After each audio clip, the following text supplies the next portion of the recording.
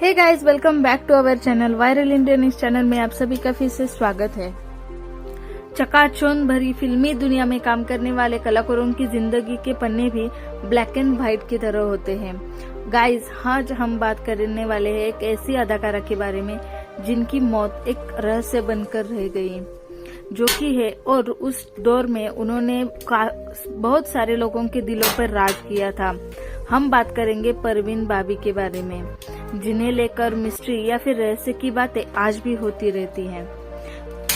परवीन बाबी का जन्म गुजरात के जूनागढ़ में हुआ था। परवीन अपने माता पिता की इकलौती संतान थी। उनकी शिक्षा mount Carmel high school Ahmedabad से हुई और बाद में उन्होंने सेंट जेवियर्स कॉलेज अहमदाबाद से ही अंग्रेजी साहित्य में मास्टर डिग्री प्राप्त की। 10 साल की उम्र में ही परवीन के सिर से पिता का साया उठ गया था। परवीन बाबी की जिंदगी का कारवां यूं ही आगे बढ़ता गया। उनकी खूबसूरती के दीवाने की कोई कमी नहीं थी। कॉलेज में पढ़ाई के दौरान ही उनको टीवी एड्स मिलने शुरू हो गए थे। परवीन ने अपने करियर की शुरुआत बतौर मॉडल की थी। मॉडलिंग के साथ साथ परवीन बाबी अहमदाबाद यूनिवर्सिटी से पढ़ाई पूरी कर रही थी। उसके बाद वो मुंबई आ गए। इसी दौरान उन पर निर्माता और निर्देशक बी.आर. इशार की नजर पड़ी। जब बी.आर. इशारा ने उन्हें देखा तो उस वक्त उन्होंने मिनी स्कर्ट पहने हुए थे। उस समय उनके हाथ में सिगारेट भी थी। इशारा उनके इस लुक से इतने ज्यादा प्रभावित हो गए कि उन्होंने अपनी फिल्म उनको तुरंत ही साइन कर लिया। उस फिल्म का नाम था चरित्र। परवीन ने बतौर अभिनेत्री 1973 से अपना फिल्मी करियर शुरू किया। उनकी पहली फिल्म में उन्होंने अपोजिट क्रिकेटर सलीम दुरानी थे। वो अलग बात थी कि फिल्म बॉक्स ऑफिस पर ज्यादा बुरी तरह से फ्लॉप हो गई, लेकिन उसके बाद परवीन बाबी ने कभी पीछे मुड़कर नहीं देखा। फिल्मी जगत में एंट्री लेने के बाद परवीन ने वेस्टर्न लुक ने सबको दीवाना बना दिया। इसके बाद उनकी फिल्म आई धुएं। यही वक्त था जब परवीन ने डैनी को अपना दिल दे दिया, लेकिन ये रिश्ता ज्यादा दिनों तक नहीं चल सका। परवीन बाबी के करियर में उस वक्त बड़ा मोड़ आया जब फिल्म मजबूर में उन्हें अमिताभ बच्चन के साथ काम करने का मौका मिला। यह सफर आगे बढ़ा और 1975 में फिल्म दीवार में परवीन और अमिताभ साथ में नजर आए। इस फिल्म से परवीन बाबी ने दर्शकों को अपना दीवाना बना दिया। इसके बाद 1977 में मनमोहन देसाई के डायरेक्शन में बनी फिल्म अमर अकबर एंथनी में एक बार फिर परवीन बाबी ने अमिताभ के साथ काम कर दिया। उनकी यह फिल्म भी सुपरहिट रही। इस बीच उन्होंने काला पत्थर और सुहाग जैसी काफी सुपरहिट फिल्मों में शशि कपूर के साथ किरदार निभाया। 1981 में परवीन बाबी ने कालिया, क्रांति और आहिस्ता आहिस्ता जैसी सुपरहिट फिल्मों में एक्टिंग की। इसके बाद फिल्म नमक हलाल परवीन बाबी के फिल्मी करियर की और एक सुपरहिट फिल्म साबित हो गई। अमिताभ बच्चन के साथ परवीन बाबी ने करीब 8 फिल्मों में काम कर दिया।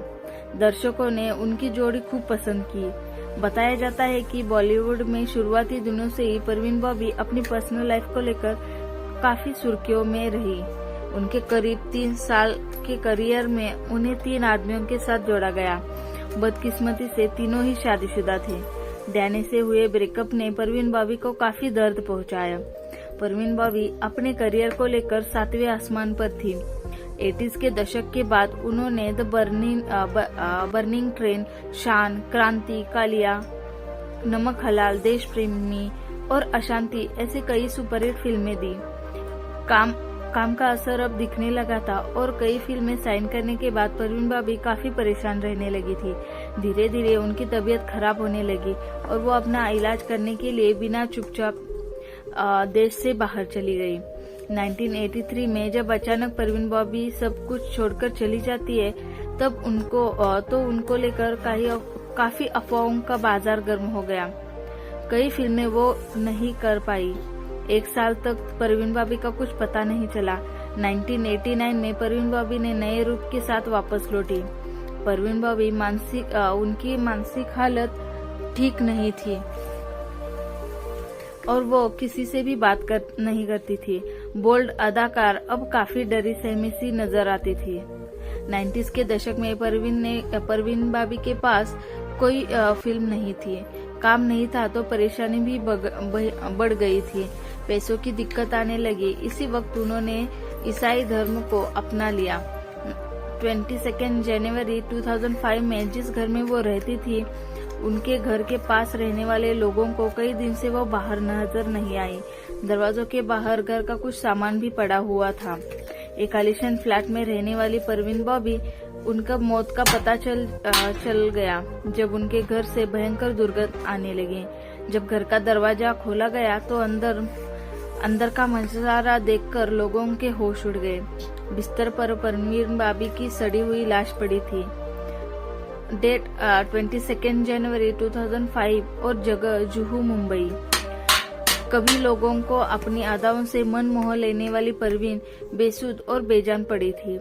खामोशी के साथ परवीन बाबी ने दुनिया को अलविदा कह गया। परवीन बिल्कुल अकेली रह गई थी। आखिरी वक्त में जब परवीन को अपनी जायदाद का वारिस तलाश करना था तो उन्हें दूर दूर तक कोई नजर नहीं आया। हर रिश्ते से चोट खा चुकी परवीन अपनी जायदाद का 80% हिस्सा गरीबों के नाम कर गई।